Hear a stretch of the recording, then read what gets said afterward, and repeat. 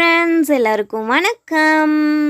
இன்றைக்கி நம்ம வீடியோவில் சூப்பராக பாப்கார்ன் தான் பொரிக்க போகிறோம். எனக்கு ரொம்ப பிடிக்கும், என் பசங்களுக்கும் ரொம்ப ரொம்ப பிடிக்கும். நம்ம தியேட்டர் ஸ்டைலில் பாப்கார்ன் வந்து வீட்லேயே ரொம்ப ஈஸியாக பொரிக்கலாம். வாங்க வீடியோக்குள்ளே போகலாம்.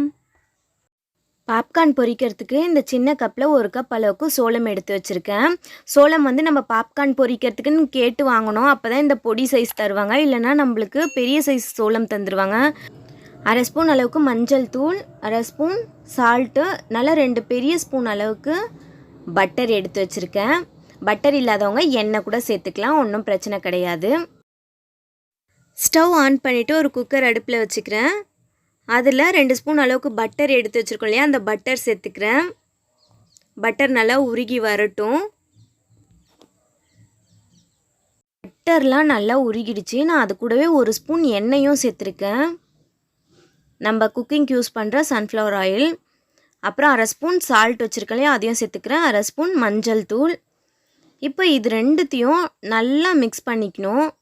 உப்பு நல்லா கரையணும், மஞ்சள் தூளும் நல்லா இதுவாகணும். நல்லா மிக்ஸ் பண்ணிக்கலாம்.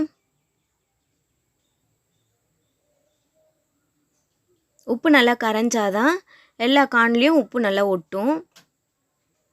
இப்போது கார்ன் சேர்த்துக்கலாம். பட்டரோ எண்ணெயோ நம்ம கொஞ்சம் தாராளமாகவே சேர்த்துக்கலாம். அப்போ தான் வந்து கார்ன் பொரியறதுக்கு நல்ல வசதியாக இருக்கும். ஏன்னா நான் இந்த தப்புலாம் ஃபஸ்ட்டு பண்ணியிருக்கேன். பெரிய சோளம் வாங்கிட்டு அது பொரிஞ்சிருக்காது, பட்டர் கம்மியாக சேர்த்துருப்பேன், தீஞ்சு போயிடும், இந்த மாதிரி நிறைய மிஸ்டேக் பண்ணியிருக்கேன். அதுலேருந்து தான் நான் இப்போ கரெக்டாக பண்ண கற்றுக்கிட்டேன். ஸோ அதனால தான் உங்களுக்கும் ஒரு டிப்ஸ் சொல்கிறேன்.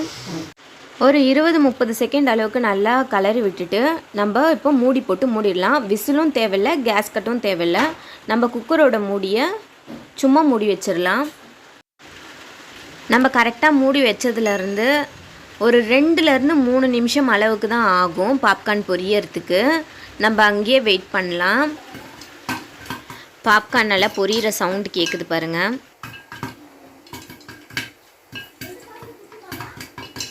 பாப்கார்ன் பொரியிற சவுண்டு அடங்கின உடனே நம்ம அடுப்பை ஆஃப் பண்ணிடலாம்.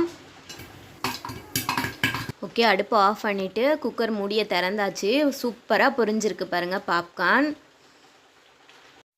வெளியில் நல்ல மழை, இந்த டைமில் சூடான பாப்கார்ன் நல்லா சூப்பராக பொரிஞ்சிருக்கு. நல்ல ஒரு ஈவினிங் டைம் ஸ்நாக் ரெடி.